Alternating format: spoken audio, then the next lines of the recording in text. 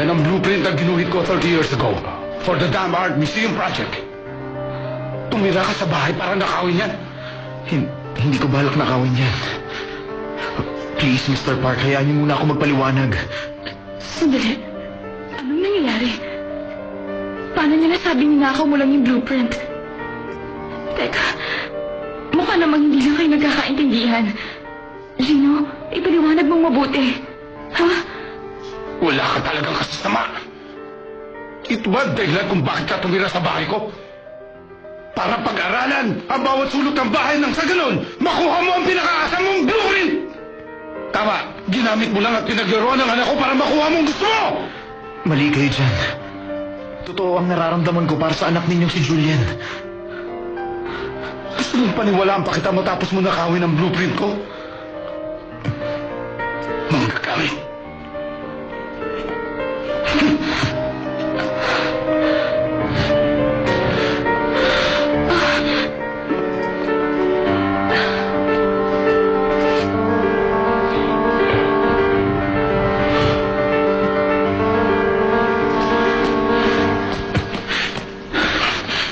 Mr. Park!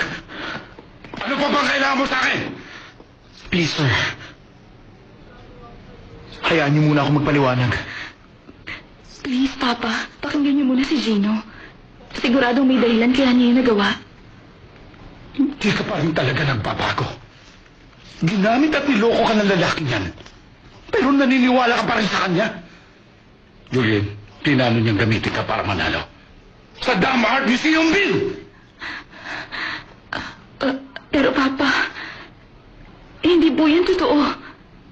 Tama ba ako, Gino? Sa akin pinigay ang Dam Art Museum Project. At nalaman niya yun. Kaya pinilit niya makapasok sa Sango Jay para nakawin ang blueprint ko! At nakuha niya ang gusto niya! Tama. Totoo yan. Noong mga unang araw ko sa Sango Jay, ginusto ko talagang pag-aralan ng bahay. May mga balita kasi na ang Dam Art Museum Project daw ay originally designed na ibase sa Sango Jay.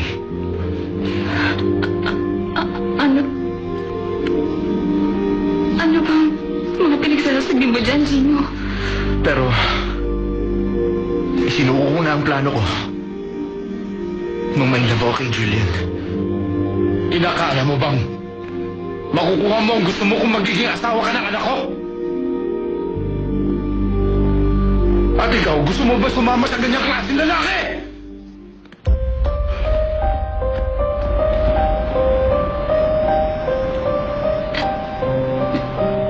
Gino, totoo ba? Tumira ka lang sa Sango Jay para manalo sa museum project? I'm sorry.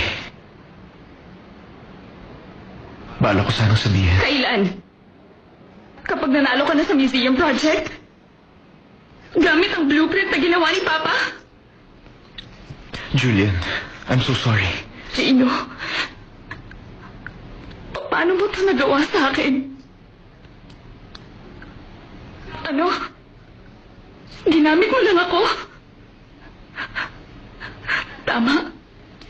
Yun lang ang dahilan kaya ka dumating sa buhay ko.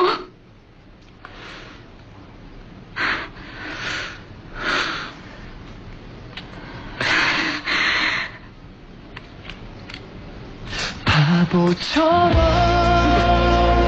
왜 몰랐는지 바보처럼 왜 그대를 보낸 건지 바보처럼 Kumuha ka na maglilinis sa mga kalat na ito. Kung hindi mo kaya, ako na lang gagawa. Sige, ako na.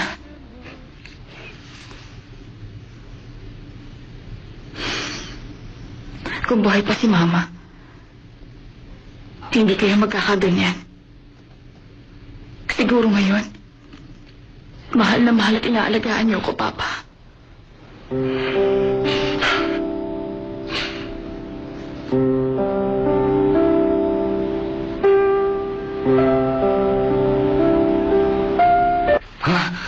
Nag-aalala na kasi ako doon sa office eh.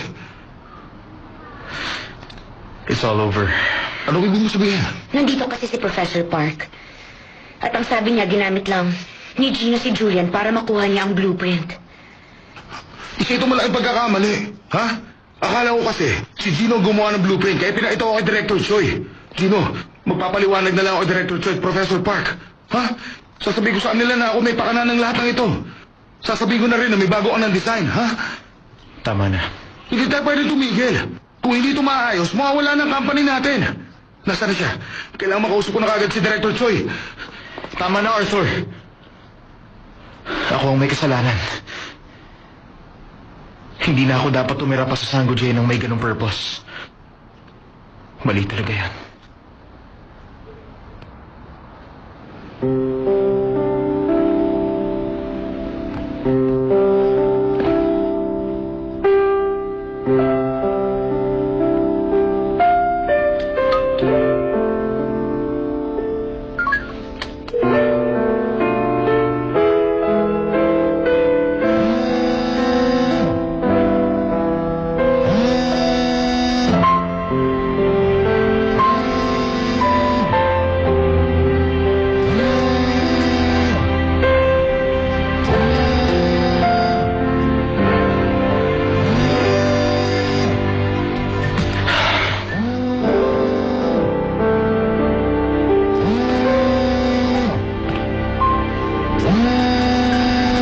Sasagutin?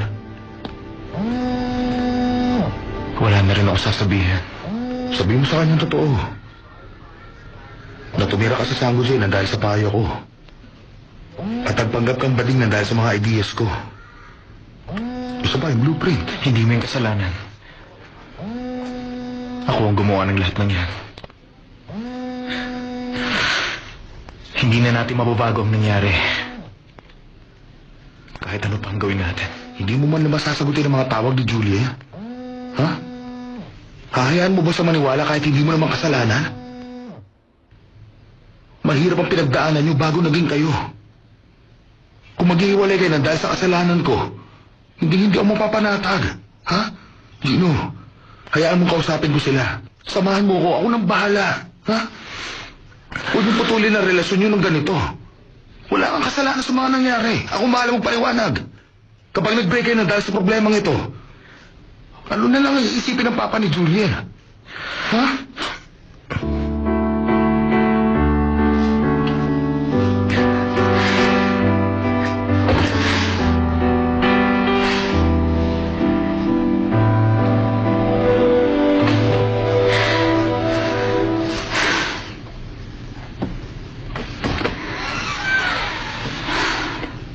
Anyone home?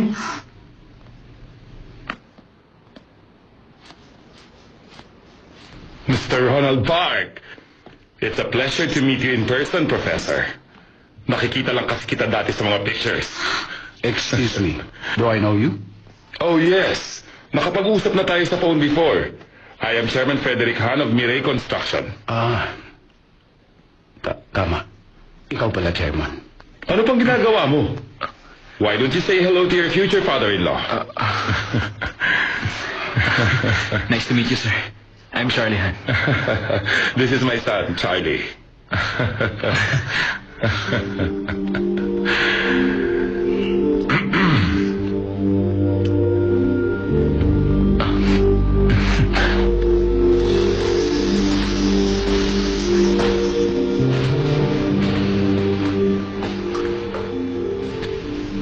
Narinig kong ninakaw daw ni Gino ang blueprint ni Professor Park. Stupid talaga. Binalaan ko na siya na huwag niyang gagawin niya kung ayaw niya magka-problema. Kung ganun, may alam ka. Alam mo ang nangyayari.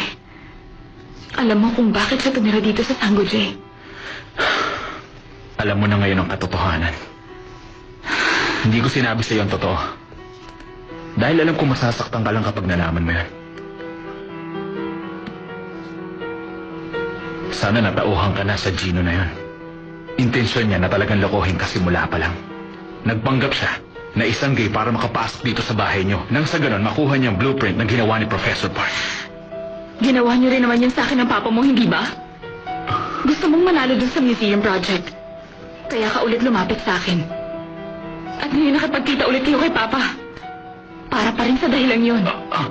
Julian, hindi yan totoo. Maniwala ka. Tama na. Pareho lang kayo.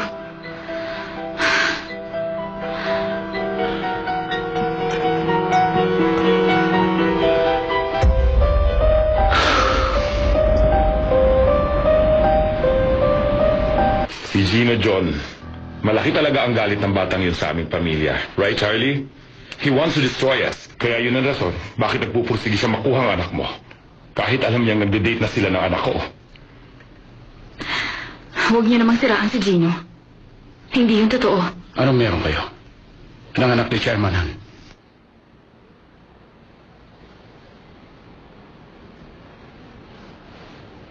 Nagkaroon po kami ng relasyon dati, sir. Pero nakipag-break ako sa kanya. Gino, wala kang makasalanan sa mga nangyari. Kapag nag-break kayo na dahil sa problemang ito, ano na lang iisipin ng papa ni Julian?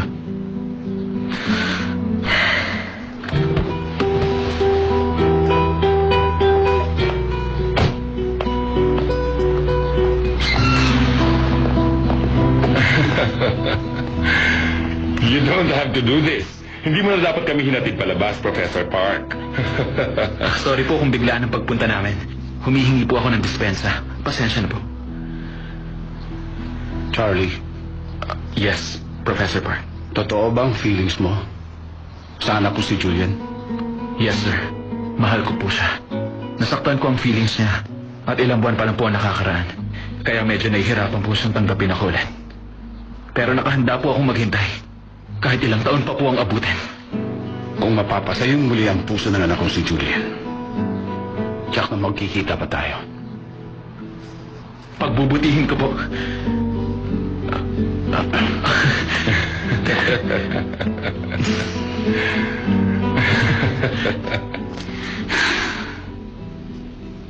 Mag-usap tayo.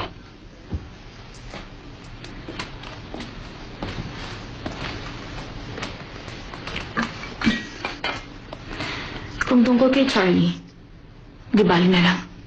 Julian, sinasabi mo bang gusto mo pa rin si Gino John kahit ninakaw niya ang blueprint ko? Hindi ko alam ang nangyari. Baka meron lang hindi pagkakaintindihan. Hindi stupid si Gino para gumawa ng isang bagay na ikapapahamak niya. Isa siyang tuso at mapagsamantalang tao, kaya nga ikaw muna ang pinuntiryan niya.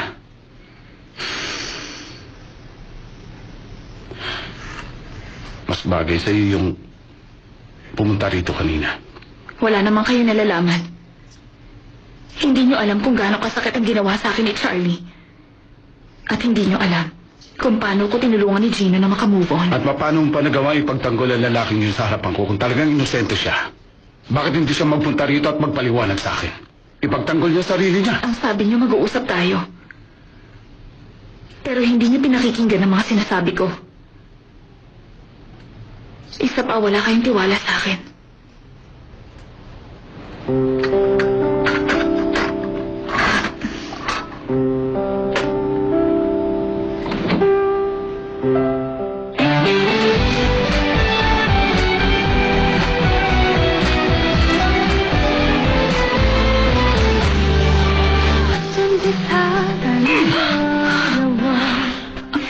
Tumira ka sa bahay para nakawin niya.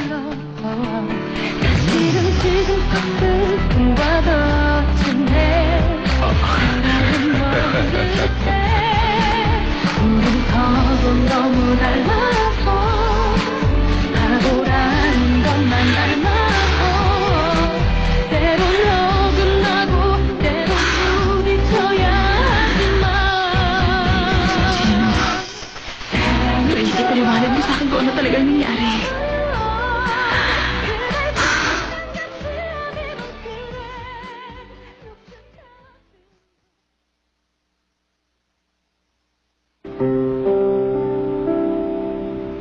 Papa.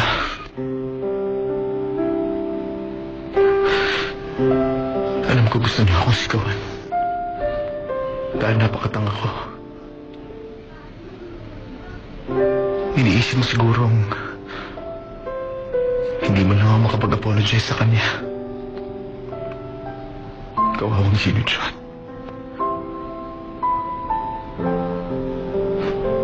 Pero Papa, wala na. Wala na akong iba pang magagawa para sa kanya.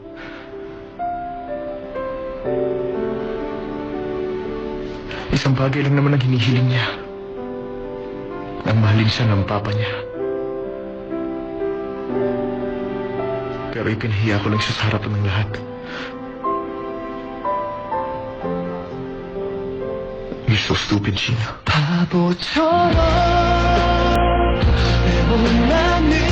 Tayo dito sa highway stop. Ma-receive mo man to o hindi, hihintayin kita.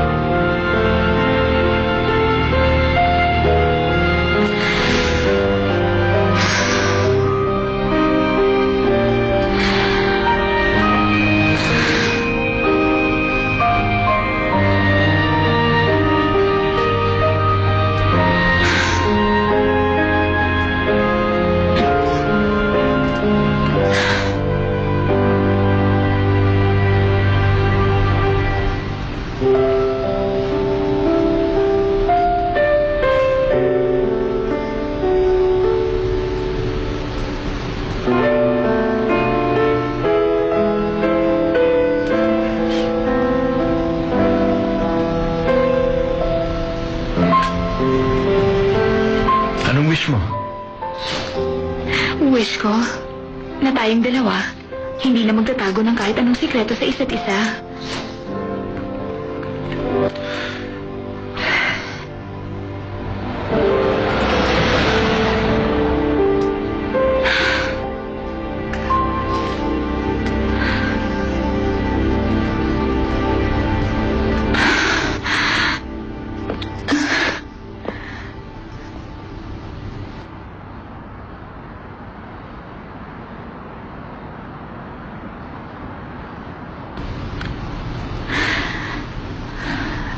Galit na galit ako sa'yo. Sinabi ko sa sarili kong ayaw na kitang makita. Pero hindi ako ganong klaseng tao. Bibigyan kita ng pagkakataon na ipaliwanag sa akin ang nangyari.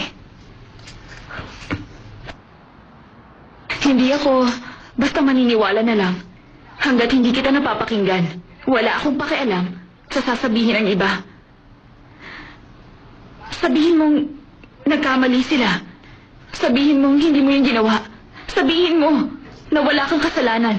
Na si Arthur ang may pakana ng lahat ng iyon. Ako ang may kasalanan. Nagsisinungaling ka lang, Gino, hindi ba? Kung hindi, tumingin ka sa mata ko. May pakay ako sa Sango J. Kaya nagpanggap akong bading para makuha ko ang blueprint. Pinaiikot lang kita. Hindi ko alam kung anong sinabi ni Arthur. Pero ginawa ko yun dahil alam ko na pwede kong magamit doon sa Dam Art Museum. Nagkunwari akong bading para hindi mo ako pagdudahan. Sa wakas nahanap ko ang kailangan ko. Ang blueprint ni Professor Park. Inisip ko na kahit malaman pa yun ng public, huli na rin ang lahat. Wala na silang magagawa. Naintindihan mo na? Bakit mo ito ginagawa sa akin? Ipaliwanag mo, Gino. Ginamit lang kita para sa plano ko. At naniwala ka naman sa akin, Julian. Hindi nakakapagtakang basta ka nalang iniwan ni Charlie. Sa tingin mo, minahal ba talaga kita? Gino, alam kong mahal mo ako. Kaya nga, tinutulungan mo ko sa lahat ng problema ko. Kaya dinadamayan mo ko kapag malungkot ako. Kaya ganyan ka tumingin sa akin. Nagpanggap ako na mahal kita. Para gumana ang plano ko. Napakadaling paikutin ng babaeng katulad mo. Teka, bakit mo sinasabi sa akin ngayon ang mga bagay na to? Maniniwala naman ako sa'yo kung itatanggi mong lahat. Alam ko maniniwala ka. Pero hindi si Professor Park. Ang totoo, napakadali mo lang naman lokohin. Pero mahirap pa paniwalaan ng papa mo. Huwag mong gawin to. Alam kong sinasabi mo lang ang lahat ng yan para masaktan ako. Alam kong hindi ka talaga ganyan, Chino. You're wrong. Mula pa nung simula, ganito na talaga ako. Sinasabi ko lang sa'yo ngayon ang totoo. Dahil may konting awa akong nararamdaman para sa'yo. Alam kong masama ang loob mo. Kaya ka nagkakaganyan. Wala akong nararamdaman para sa'yo. Naiinis lang ako dahil nasira na ang plano ko. Kaya huwag ka nang magpapakita sa akin kailanman.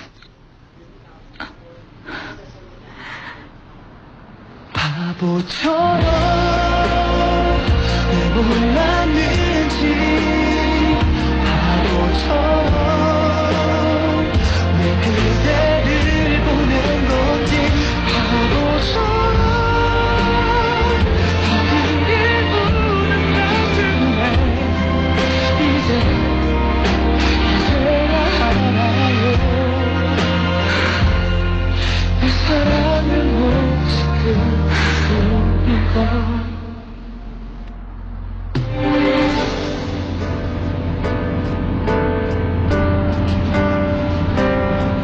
hindi ko na mamahalin ulit si Julian Park.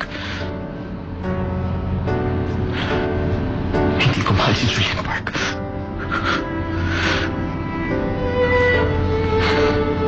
Hindi ko naman minahal si Julian Park.